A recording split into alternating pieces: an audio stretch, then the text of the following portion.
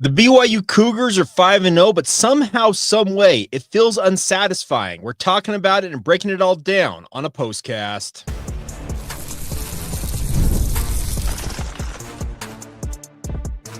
You are Locked On Cougars, your daily podcast on the BYU Cougars, part of the Locked On Podcast Network, your team every day. What's up, everybody? Welcome into Locked On Cougars, your daily podcast focused on the BYU Cougars. I'm Jake Hatch, executive producer of the KSL Sports Zone in Salt Lake City, Utah, and a 14-year credentialed media member at BYU. I am your resident expert and insider here on your original daily podcast focused on all things BYU sports. And as always, thank you for making Locked On Cougars your first view and or listen of the day. This is a postcast edition as the BYU Cougars, ranked number 23 in the country, are now 5-0 by virtue of their 38-24 victory over the West Virginia Mountaineers. And I'm going to say it right at the outset. That was as dominant a 14-point game as I have quite literally ever seen. That may sound like an oxymoron, and in fact, it probably is. But when you look at the stats of this game, BYU dominated West Virginia, and had BYU not had two turnovers that gave West Virginia short fields, very well would have had a much larger margin of victory. You look at the yardage, 516 to 291. BYU outgains them in the passing department, 351 to 135. Bear Bachmeier, career high, 351 yards. And had BYU decided to keep the pedal to the metal, he easily, it feels like, could have gone for 400 in a game like this. Everything about this tells me that BYU handled the business just fine. Average yards per play. It's a very key stat, it feels like, in many respects. BYU, 7.7 average yard per play. West Virginia, 4.5. Like I said, 14 points. Parker Kingston alluded to it in his postgame press conference as well, talking about the fact that it's just kind of a weird feeling that the margin of victory, as I said, 14 points, doesn't match up with as one-sided it felt like that game was. Now, the other side of it is, there's plenty for BYU to clean up on. We'll get to your guys' comments in a minute. Drop them in the comments box. We'll also get to our insider group members and their thoughts that they've sent in as well coming up. But I really do think that there is still a lot of work for BYU to do, to clean up on, and to improve upon. But the great news is, for the second straight season, they're 5-0 out of the chute. The last 16 games, so it's actually, 16 games. No, 18 games. BYU's 16-2, everybody. They're absolutely on a tear right now. And it's crazy to be complaining about BYU winning a game in the manner that they did, but Kalani Sitake himself said, he said he wanted a much more relaxed win. And the second half, the fourth quarter in particular of that game against West Virginia, anything but relaxed. He was upset about his team giving up that late touchdown. He was proud of his defense for making a goal line stand on the possession before that, but there was too many mistakes, the turnovers, there was too many penalties, and we're talking some boneheaded ones at that. The one I think that's the key one in the game for me personally is the personal foul from Keanu Tanavasa. That was a bit out of character for a guy like that, and he's one of the team captains on this team. And live, I actually thought it was a pretty bad call, but rewatching it, yeah, it's absolutely a late hit. He comes down with his shoulder into the back of Khalil Wilkins, I think is the player that he dove into there, and that drew a 15-yard flag and extended a drive that he very easily could have been out of, and he didn't need to make that hit. So there is plenty for BYU to clean up upon, and now it's real. Remember, going into next week, BYU goes to Arizona, and then it goes Arizona, home to Utah, at Iowa State, bye week at Texas Tech, home to TCU, and oh, by the way, the final of a 6-game stretch at Cincinnati. The next 6 games are going to reveal everything I feel like we need to know about this BYU football team. Yes, they're 5-0. Yes, they're very likely to move up in the national rankings, but there is still plenty for them to improve upon. And I know that Kalani Sitake, some of his comments and post-game press conferences and some of the media sessions he did during the game, he was pretty curt. He was pretty brief. You could tell that he was unhappy, I think, with the overall output of this game. He's satisfied with the win. You never throw back wins. I have said that time and time again here on this podcast in the 7+ years I've been hosting it. But you also, at the same time, you want a much cleaner, a much better, and a much more cohesive effort from this team. There's massive injury concerns. Jack Kelly, if he's done for any significant period of time, that's a major, major blow to BYU's defense. Isaiah Glasker, for those of you wondering, Kalani Sitake did acknowledge it. I went back and looked at it right before I went live here. He actually was ready to play in the second half. They held him out for precautionary measures, but he actually entered the game on that onside kick attempt by West Virginia because, as Kalani pointed out, Jack Kelly is on that unit, and Jack Kelly was unavailable, so Isaiah Glasker went into the game.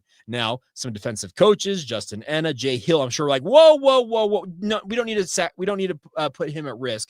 But he goes into that game, and you could tell. I was watching his demeanor on the sidelines in the second half. He was like one of those puppy dogs you put in the kennel that is just kind of going back and forth, just waiting on the opportunity to get back out and play.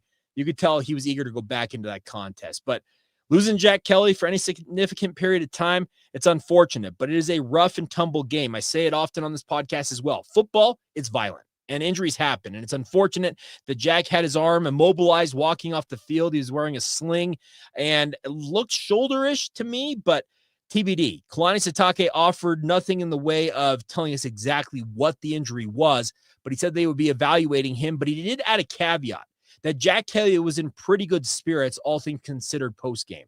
He was photographed and videoed both with a sling on and off post-game, so I don't even know what to make of that for a guy like Jack Kelly. But I think my overall take, and we'll get to your guys' comments, as I said, in just a minute here, is that was a good win. I think it's a good, solid win, but man, feels unsatisfying because that easily could have been a game. You take care of that ball a little cleaner, etc.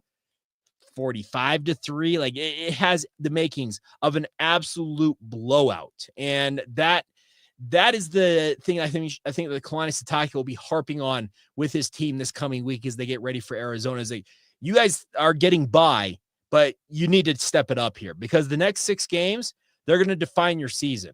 There is a realistic scenario if BYU doesn't clean things up that they could go on a run here and lose 6 straight games. I'm not saying they're going to, and in fact, I'd be very stunned if they did because I do think this is a pretty darn good football team. But the level of competition, the run BYU is about to embark on, it is unlike, I think, any team in the Big 12 quite literally this season. Those next 6 games are about as hard as you will find, and we're going to learn a lot about this squad. So solid win, good win, but man, there's work to be done as BYU gets ready for Arizona next week. As I said, kicking off an absolutely important 6-game stretch coming up here. One other note I do want to pass along before we go here, Chase Roberts and Parker Kingston, absolutely awesome. Bear Bachmeier, how fun was that to see him air it out? And yes, he had his first 2 turnovers of his career. You know what? That proverbial monkey is off his back. We can stop talking about the fact that he's been perfect. He's not turned the ball over. I've been guilty of spouting that fact time and time again on this podcast and in other appearances I've made. But you know what?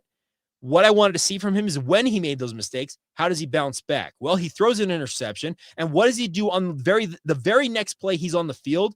He throws, it looked like kind of like a deep slant / skinny post that was just an absolute dime to Chase Roberts. To Chase scurries for 85 yards and nearly houses it for 6. That throw is one of the best throws of his young career. I would think the only throw that outdid it, remember the seam shot he had right up the gut of the West Virginia defense that went between 2 defenders to Parker Kingston. That's an NFL style throw. That is putting it on a dime and putting it right there where your receiver is going to get it before they get taken out by 2 defenders converging on it. Bears got arm talent, and it was good to see that on full display in this game. Career highs in receiving for Chase Roberts and Parker Kingston. Talk about a bounce-back effort for Parker Kingston, because remember, he was the punching bag, not only just 2 games ago.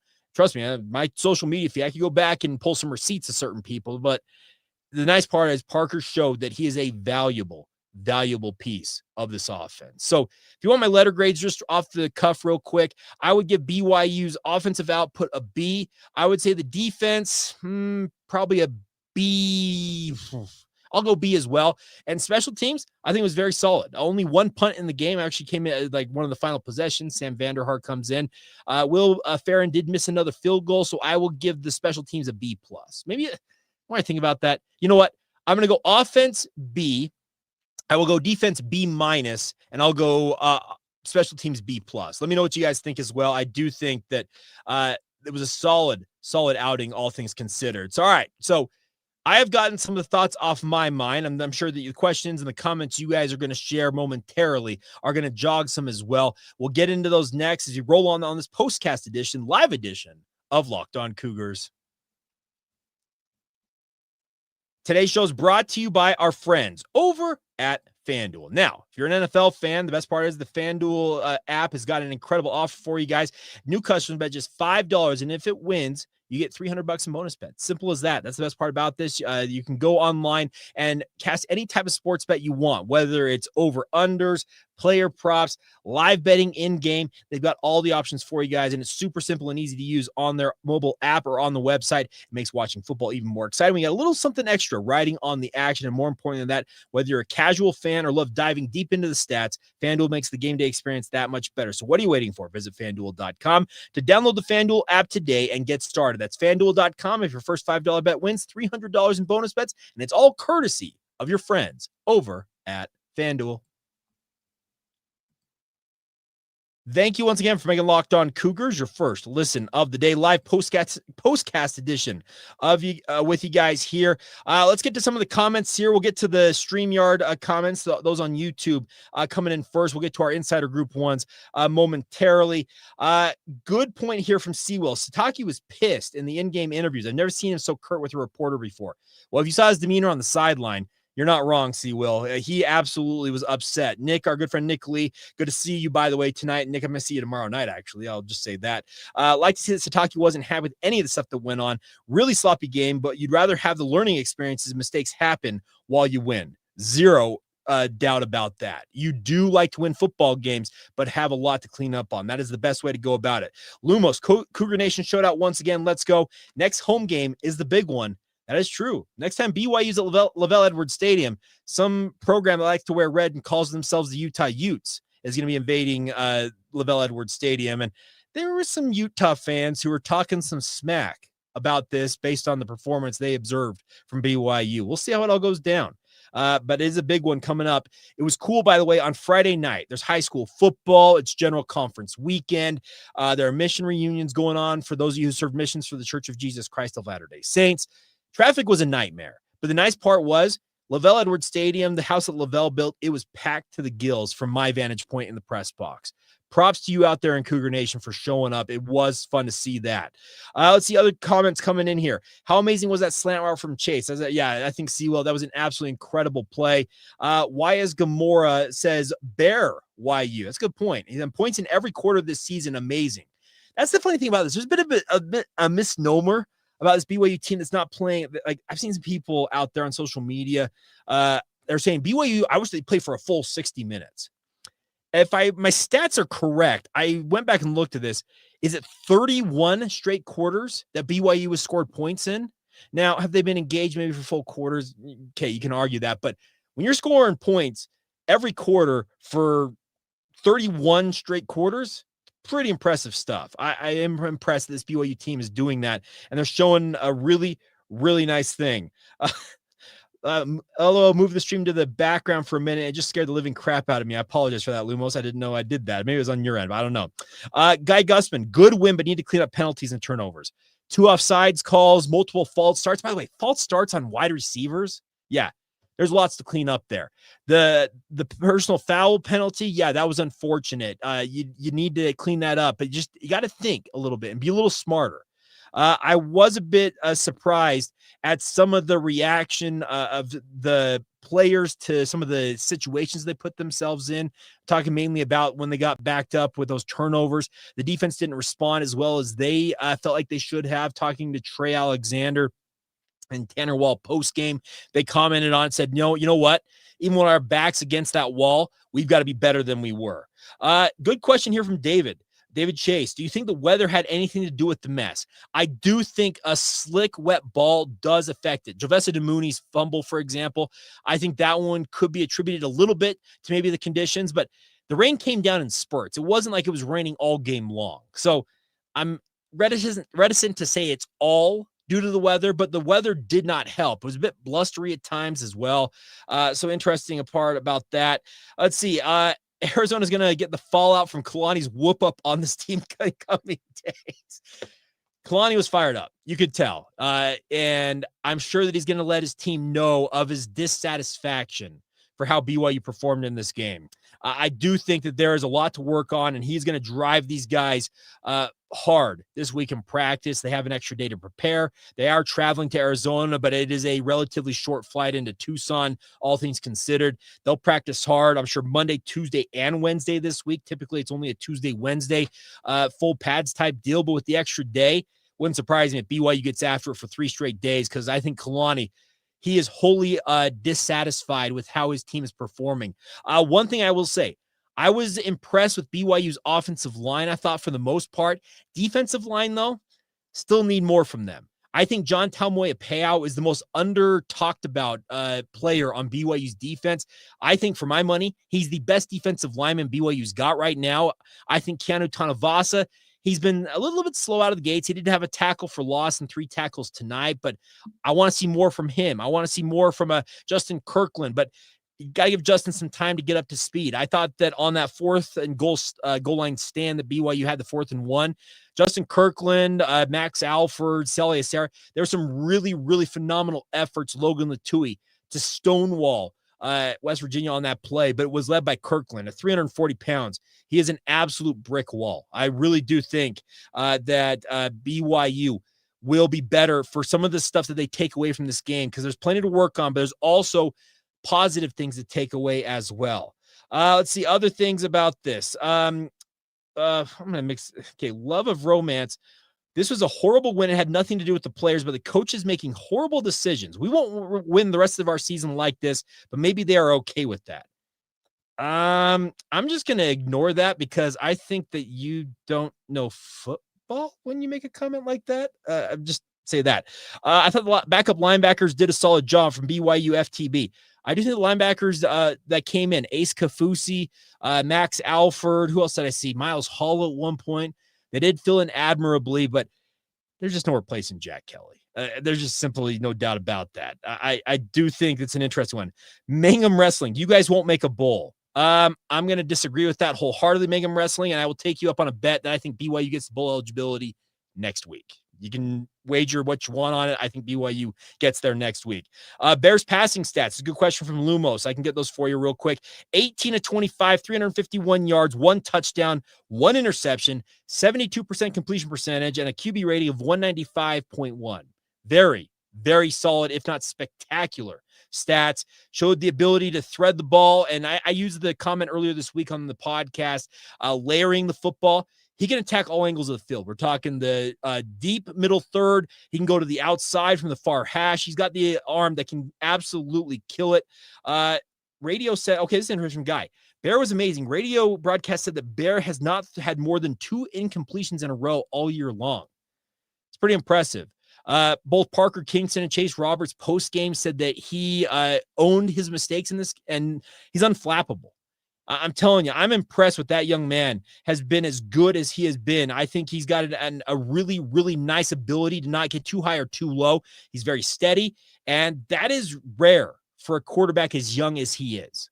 Honestly, it's hard for quarterbacks to manage their emotions when they're a young, impulsive human being. But to Bear's credit, he's been very, very good. Wyatt Gamora, QB rating that comes from ESPN, 88.3. That's a great number. 88.3 is an elite number from ESPN if that's the QBR I'm thinking of. Let's see. As a fan, I wish Kalani would pile on points sometimes. Guy Gusman. Okay. Tell you a funny story about sitting in the press box. Getting ready to head down to the field to go to the post-game press conference, and BYU gets that ball back. I don't know, was it a minute and change left? And I made a kind of a flippant comment as I was actually throwing some a can of soda I just finished drinking into the trash, and I'm literally walking by. I think guys like Sean Walker, Alex Keary, Mitch Harper was right there. I made the comment, "Hey, go score here." And then I'm telling you, not even 2 seconds later, remember, LJ Martin busts loose for that run and went like 20, 30 yards down the field. And the BYU student assistants who sit above us in the press conference started chuckling and said, "Jake, you almost called it." I'm kind of funny. I was just a little joke about that, but it's kind of funny to see that. I may have missed this, but just tuned in. Any Jack Kelly updates from Wesley Wilcox? Kalani said they're going to evaluate him. It did not look good. I'll be very blunt. When the guy goes down like that and has his arm, essentially, I'm doing this on YouTube, immobilized like this with doctors holding it in place, it's a tough look. So Kalani said he was in very good spirits, but is that him on painkillers? TBD. I would be hard-pressed to say that he plays next week, but I'm telling you, if there is one human being it feels like that could overcome something like that, very well maybe a guy like Jack Kelly. He's an absolute warrior out there. I do think that he's a very, very good football player. Good point here from Terry Anderson. Speaking of Hans Olsen, said on the postgame that BYU dominated the trenches. No QB sacks or hurries. Holes for Martin seem congested. Have some work to do. Defensive line struggled. I thought the offensive line did fine. And you talk about the holes for Martin seem congested. I'm going to have to go back and watch this in my film review. I would venture to say more often than not, there was at least a 6, if not 7-man box at all times for West Virginia. They were hell-bent on making sure that BYU was not going to run the football down their throat. So you know what BYU did? Said, all right, Bear, air it out. And 351 yards later, he did just that. So I really do think that was a great adjustment by BYU. Run game's not working. You know what we're going to do? We're going to force you to back off, and we're going to throw the ball down the field. And I thought it was a really nice thing to see that. I read that Chase's 85-yard reception was the longest play BYU has had since 1996. Yes, BYU Game Information sent us a note saying that it was against Rice that Steve Sarkisian, and I remember the wide receiver's name, was an 87-yard completion at Lavelle Edwards Stadium, was then Cougar Stadium. But yeah, the 85-yard reception is the longest since 96, folks. So a little bit of history there. In that stream at 2:30 a.m. I tip my hat to the men of your ilk, my friend from PJ. You know what, Phil? You're my man. But you know I love this, and I'm going to let's see. I woke up yesterday morning at 4 a.m. to do radio, and I have yet to go to bed. We're running almost 24 hours of doing this. Yeah, I will admit this. Had a few Coke Zeros at the game, so I'm a little bit wired right now, but I knew I needed to get through this. Loomis, for sure, man. Hope Jake gets a good night of sleep before conference tomorrow. Let's see. We're at 2:36 a.m. So should we call this welcome to the whatever 100th semi-annual early morning session of General Conference? Okay, being facetious. Don't get mad at me. I'm a little bit loopy, but I do think that it'll be fun to watch conference tomorrow. A little bit crazy to not have a prophet called. That could they call him tomorrow? Maybe, but they've also said that they don't plan on making an announcement until after President Nelson's funeral on the 7th. So very curious to see how it all goes down with General Conference. That's just an aside. Let's see here. Guy Gussman, I'd like to see Bear roll out for more passes. He seems very effective in those. Those are the play actions. And BYU, when I said they struggled a little bit to get the run game established, he is deadly when he's on the move with those play action looks. This was a lot of drop back tonight. It was more of a traditional drop back passing attack versus the play action. But you're right. Like to see more rollouts, maybe some sprint out action to get him more opportunities down the field. PJ, I'm worried that Bear won't hold up taking as many hits as he did. I agree with you. If there is a freshman that's capable of taking some of the licks he's taken, it's Bear. He's a legit 220 pounds. He's been very, very durable to this point, but those licks will add up. I will just say this. On the other side of things, if Rich Rodriguez is serious about Khalil Wilkins taking some of the shots he took against West Virginia, remember, Khalil Wilkins is their 4th string quarterback, if my math is correct, that started this game for West Virginia. Their number 1 guy, Nico Marchiol, has already entered the transfer portal. Jalen Henderson was out for this game. I remember what the other kid was questionable or game time decision, didn't play. So they brought in the Fox kid and this Khalil Wilkins. Khalil Wilkins, I think, had 23 carries in this game, and some of the licks he took from BYU's defense, if he continues at that rate, he is not going to last longer than maybe a game or two. I'm dead serious with that. It was absolutely incredible that Rich Rodriguez is willing to risk a quarterback he's that deep into his depth chart and risk him that much running the football. But maybe that is something that they're willing to take the risk on because they do need to be able to find some semblance of offense, because I think the passing stats for him were awful. Yeah. 7 of 15, 81 yards, 2 interceptions. QB rating is 65.4. Yeah, that's not great. Wilkins, 23 carries, 89 yards rushing, 3.9 yards per carry. That's unsustainable. I actually appreciate the fact that BYU tried to limit, I think, more of the Bear Bachmeier carries. And the nice part about Bear, he's pretty smart about when he takes his licks as well. That midline read option that he went up to the gut a couple of times for some big gainers in tonight's game, that's a great read by him. He's reading that kind of that crossing his face with guys like LJ Martin or the fly sweep look. He pulls it and goes right up the gut. And the nice part is the offensive line opened nice holes for him. And also, I probably should give a shout out. How about Sam Vanderhaar? That fake field goal, what a look that was. It was cool to see that play out. Samuel Booth, I think. The Mooney's first carry had me worried. He had ball security issues. Sure enough, he fumbles moments later. He didn't see the field again, as far as I'm aware, after that. And Kalani Sitake and Aaron Roderick, they are a stickler for fumbles of that variety. You pick up first down yardage and you just cough the ball up. And that led to directly led to a touchdown. Remember, there was 22 yards, and Khalil Wilkins cashed it in for a touchdown. Yeah, you can't see that. Why is Gamora? I want to see more of the reverse tornado. So far, defense have no answers. You can't run it all the time, but it is very, very effective. So I do think that you're going to need to just be a little patient with it. I'm sure it'll make another appearance at some point, maybe as soon as next week against Arizona, but it is very, very effective when BYU does run it. Ryan says this, A-Rod says he wants to run the setup, the pass, but it seems like everybody's stacking the box to stop LJ in the run. Nice to see the pass game get going earlier and play action seemed effective. You're right. BYU, with the way that Colorado and from my vantage point, West Virginia loaded the box tonight, they're forcing BYU to throw the ball. And I think Bear Bachmeier took a step towards showing that, hey, if you're going to load the box, I'll sling the rock all over the field and we'll open you up that way. And we'll carve you up. By the way, why are these teams like Colorado and West Virginia thinking they can single cover Chase Roberts? Keep doing it because he's going to eat you alive. It's just something to pass along there. All right. We'll finish this up with some comments from our insider group members. A lot of good comments on that front. As always, thank you for all of your support. Oh, and I do have one other note, and we'll get to that next. One thing I just thought of, meant to mention earlier on, and we'll get to that as you roll on this postcast edition of Locked On Cougars. Today's show is brought to you by our friends over at Game Time. College football is back, as we all know. Tailgates, rivalries, energy in the stands, there's nothing like it. But the one thing that may slow you down, getting tickets to the game you want to go to. Endless queues, hidden fees, prices jumping at checkout can be more of a battle than actually watching the game or being there itself. That's why I want to encourage you guys to do what I do. Use Game Time, the app that gives the advantage back to the fans. It is the easiest way to score last-minute tickets at the best prices with no surprise fees. What you see is what you pay. And the best part is the app makes it super simple. You can even see the exact view from your seat before you buy. You pick a zone deal. All you do is pick the section. They pick the seats, and you save money along the way. It's faster, it's cheaper, and it's less stressful than any other way that I have bought tickets before. I want you guys to check it out. So take a guesswork out of buying your tickets and do it with our friends at Game Time.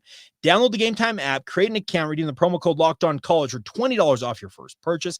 Terms apply. Again, this is the promo code LOCKEDONCollege for $20 off. Swipe, tap, ticket, go. Download Game Time today. Thank you once again for making Locked On Cougars, for being with us every single day. Another plug for you guys to join the Locked On Cougars Insider Group, the inside scoop on all things BYU. If you guys want to be a part of the show, as Guy Gusman points out here, make sure you like the show. So go click like right now. If you're on YouTube, there's a little like button like right down here. All you gotta do is click the thumbs up. That's all I'm asking for. Give us some likes, give some extra traction to the algorithm. You guys know how it works. Appreciate all of your support. It's a blast to be up talking with you guys. All right, let's get to some of these comments from the Insider Group members. Damian, 2 of West Virginia's touchdowns are on BYU's offense, not their defense. You're not wrong about that. Jovessa DeMooney's fumble and then the ill-advised pitch by Bear Bachmeier that was deflected, those led to 2 direct touchdowns that West Virginia got. And that's a tough one to stomach, in particular with the one from Bear Bachmeier. I actually thought the play call was, from my vantage point, I thought it was okay. That speed option routinely has been a pretty effective play for BYU, but what did West Virginia do? It was either a safety or a corner blitz right on the play side of that, and Bear had a little bit of a lackadaisical pitch trying to get it out to LJ. It gets deflected and recovered. You know what? That's unfortunate, but I would imagine had that blitz not been there, that play's looking a little different. I know that sounds like candies and nuts and all that stuff, but I do think that one's an interesting one, but they did directly result in touchdowns and points for West Virginia. Parker, honestly, Bear is looking legit besides the turnovers. You take those away, he pretty much had a flawless night. I agree. I think, and I actually appreciated the fact that he had his first turnovers, quite honestly, because you learn a lot about guys when they make mistakes. And to Bear's credit, I think the stretch I enjoyed the most is, remember, he throws that interception on middle screen. And by the way, the interception looked like that linebacker realized exactly what was happening, dropped into the passing lane and just plucked it out of the air. I think it was a film review play, in my opinion. But the other thing is, I think that it was the very next play offensively for BYU. He hits Chase for that 85-yard seam route. That shows you that this kid, he's got zero fear. He makes a mistake. He went over the sideline, as Parker said, and said, hey, guys, I made a mistake. It's on me. My bad. And then he goes out and makes maybe one of the 2 or 3 best throws of his young career.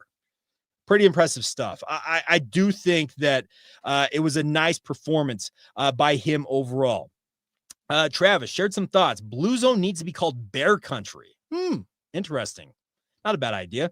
Keanu Tanavasu was uncalled for and made him and the whole team look especially bad. It was a tough look. I agree. But I do think that it can be cleaned up, and it will be cleaned up. Last thing I think of, what happened to the ref that went down? Did he get hit, winded? I'm pretty rare to see a ref get injured. I did not see what happened live, and I'm not going to lie. The head referee, the white hat, he seemed unusually excited to me to be like, we have a referee injury. It's like, okay, dude, one of your compatriots is down. Don't make it sound like it's a good thing that your guy got hurt. Oh, Chris, interesting take here. Utah and Devin Dampier will lick their chops when they see this game film. Our defense really struggled to contain Wilkins. There's work to be done. Absolutely. Utah can look at it and lick their chops, but BYU's got 2 games to tune up for it. That's the other thing about this is I saw some Utah fans poking fun at BYU. One in particular pretty much guaranteed that they were going to run roughshod in Provo. We'll see how it goes. That rivalry game, anything can happen in that game. I saw that you said Kalani said Kelly was in good spirits, but he said what he's actually injured with. That's from Curtis. He did not. He was very diplomatic about how we approach that. He did not give any insight on this. Other things, Parker King's the first white player to not get coffee from behind on a breakaway play at the end zone. Okay, good point from RJ there. He did break away, and Parker mentioned it. If you watch the offensive line on that screenplay, they got downfield in a hurry, and they opened that up, and Parker was untouched. It was a phenomenal play design. And the funny thing about it is it was a middle screen setup that I'm telling you, the interception that was intended for Carson Ryan was almost like it felt like an identical look. It just so happened that a linebacker realized it, made a great play. So shows you how the kind of the risk reward you get. One is a 50+ yard touchdown. The other one's an interception. It's crazy how this game goes, but guys make plays, and I appreciate that on both sides, both from West Virginia and from BYU. Weird vibes, but feel good about Bear and his accuracy on some of these throws. Overall, I feel worse about the team, especially if Kelly is out for a while. That comes in from Lindsay. The Kelly injury puts a damper on this. There's just zero doubt about that. I do think it is something that we're going to have to monitor. I am praying and hoping that it's not as serious as it originally looked, but I'd be hard-pressed to say he's going to be playing against Arizona and, heck, even Utah. We'll see what happens. We'll see if it all works out, but I do think that a guy like that is so invaluable to this defense that it will take a 2 or 3 man contingent to replace what he brings as an individual player. He is a bona fide NFL draft prospect. He was on Mel Kiper's top 10 outside linebackers draft list last year and decided to come back to BYU. Now he'd kind of fallen down that list as the season progressed, but he's a legit NFL talent, and losing him for any significant period of time, that's a disappointing one. I'm interested to see how that goes in terms of how long he's out. Stanley, I feel like our play calling is too readable and predictable. Maybe that's just me. Maybe that's for Bear. I thought it looked great again tonight. Super excited for his future. I am very excited for Bear Bachmeier's future. To your point about play calling, here's the deal. Aaron Roderick's play calls are on film for multiple years now. And he adds wrinkles, obviously, to his play sheet, etc. But there is so much of the tried and true bread and butter stuff. I'm telling you, the best offensive coordinators in the country, they've got stuff that they run all the time. And I say this on the podcast, and some of you get mad when I say it, but for me, the play calls are one thing. The execution is what matters. And I know that there's a give and take on both sides of it. But as I say often, coaches call plays, players make the plays. They've got to go out there and execute. One missed block, one missed assignment on the perimeter, one missed read by a quarterback. It can scuttle otherwise what might have been a big play. So I hope that makes sense. You guys can find kind of the middle ground on that front. What's happened with the run from Brady? The O-line not opening holes, or a team stacking the box and making Bear beat them? It's exactly right. They're stacking the box and telling this young quarterback, beat us with your arm. Well, he did that tonight. And I think that teams like Arizona, who, by the way, is very, very opportunistic with turnovers, they're going to test a guy like Bear. And I think what he showed tonight is going to have them thinking, okay, how do we go about approaching this? Do we load the box like Arizona? Do we load the box like Colorado and West Virginia? Or we try and play it straight up and try and contain them that way? Interested to see kind of the give and take on that front.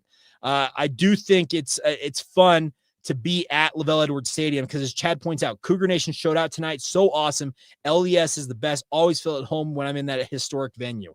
It was fun. I thought the energy was pretty solid, and I do think that it's a good environment, a great home field environment that BYU enjoys. So I do think that it is a major opportunity staring BYU in the face next week, because I do think that these 5 games, BYU's 5-0, they're nationally ranked. Life's pretty good for the Cougars. They've won, as I mentioned, 16 of their last 18 games, stretching back to the start of 2024. Now, this next 6 games, you could easily go 0-6, but you also could go 6-0. But these 6 games upcoming, Arizona, Utah, Iowa State, there's a bye week in the middle of it, at Texas Tech, home to TCU, and at Cincinnati. To use and steal a phrase from the great Eminem, will the real BYU please stand up? In these next 6 games, I think are going to prove just that. So that's going to do it. I'm going to sign off now. 36 minutes, and it is now 2:51 a.m. I'm going to go to bed, everybody, because, conference starts at 10 a.m. I'm going to get like 6 hours of sleep. It's all good. I love what I do. And truthfully, I met a ton of you tonight. I was walking around the concourse. I'm going to shout out everybody I think I've got on my list. And I apologize. I did not write down everybody's name that I met tonight, so I apologize if I missed out here. Let's see. We met Tom Jackson, by the way, works on the Chain Gang. That's a pretty fun job. John, Tom Jackson, John, Mark Leishman, who lives in Alberta, Canada, and drove down for this game. Mark, thanks for saying hi. The Nelsons from Washington, Utah. You guys want a quick funny story about Washington, Utah? Some of you may know that the first In-N-Out in the state of Utah was in Washington, Utah. I have a dear friend I went to high school with who is as big an In-N-Out fan as I ever met in my entire life. We were in high school when that In-N-Out opened. I will say this. We made multiple night trips. We're talking a 3-hour drive to Washington, Utah to go to In-N-Out and drive back in the very same night to get burgers from In-N-Out, and we did it multiple times. So that's just kind of a funny tidbit about my life. But the Nelsons from Washington, Utah. My good friend Texas Colonel. He was wearing, if you saw it, they probably saw it on social media, had the fake blue hair. Him and his daughter were dressed up. They flew in from Dallas for this game. Good to meet you in person, Texas Colonel. Glenn, Lillian, and Bubba. Some of you probably have seen them on TV. The guys who wear the Hulk mask and have like the Hulk smash hands. That's Glenn and Bubba. So it was cool to meet them. Sean Moon, the Whiting family from Avondale, Arizona. Val, who I met actually right after the game as I was headed back up to do post-game stuff. So I really do think it is a blast. I actually have a blast meeting all y'all out in the wild. People said, well, did you talk to anybody when you do this podcast? No. If you saw behind what this little camera is right here, it's nothing. I look into the void. I'm looking into this little camera eye. So it's good to meet people in person. And thank you for saying hi. I will never be upset if you stop me and just want to just say what's up, talk for a minute. It's one of my favorite things to do. So hit the like. As always, thank you for your support. BYU football, almost 4 a.m. here in Kentucky. Hey, good point. Guy, Night, Jake, love you and your show. Thank you, Loomis. You guys are the absolute best. Conference on 2 times replay is the best. It's a good idea from Why is Gamora. And then Arizona is where it all comes together, and BYU gets a convincing win. I hope you're right about that. Why is Gamora? Because that would be nice. 6-0, bowl eligible, and getting ready for Utah as an undefeated team. I'm all for it. We'll see how it all goes. But as always, thank you once again for making Locked On Cougars your first listen of the day. And make sure you come back on Monday, as I will have my Film Review Monday ready for you guys. Obviously, basking in the post-conference glow right here on the Locked On Cougars podcast. Good night.